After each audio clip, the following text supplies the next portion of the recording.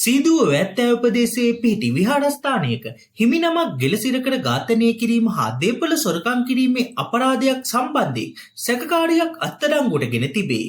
2022 9/14 වන දින මෙම අපරාධය සිදු වී ඇති අතර ඒ සම්බන්ධයෙන් සීදුව පොලිස් ස්ථානය මගින් ආරම්භ කර තිබූ විමර්ශනවලට අනුව මෙම සැකකාරිය අත්අඩංගුවට ගත් බව පොලිසිය පවසා සිටී.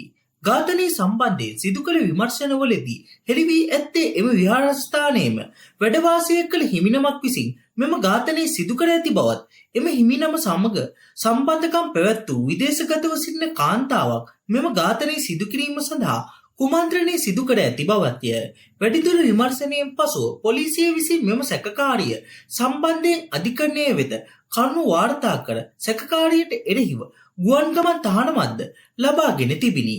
ඒ අනුව මෙම සැකකාරිය ඊයේ අලුයම ඩුබායි රාජ්‍යයේ සිට ලංකාවට පැමිණීමේදී ගුවන්තොටුපොළ හා ආගමන විගමන නිලධාරීන් විසින් ගුවන්තොටුපොළ පොලිස් ස්ථානයට භාර දීමෙන් පසු අත්අඩංගුවට ගෙන ඇත. අත්අඩංගුවටගත් සැකකාරිය වයස අවුරුදු 24ක් වන මිනුවන්ගොඩ ප්‍රදේශයේ පදිංචිකාරියකි. සීදුව පොලිස් ස්ථානය මගින් වැඩිදුර විමර්ශනය කිරීම සිදු කරනු ලබයි. සැකකාරිය අද මීගමු මහේස්ත්‍රාත් අධිකරණයට ඉදිරිපත් කර තිබේ.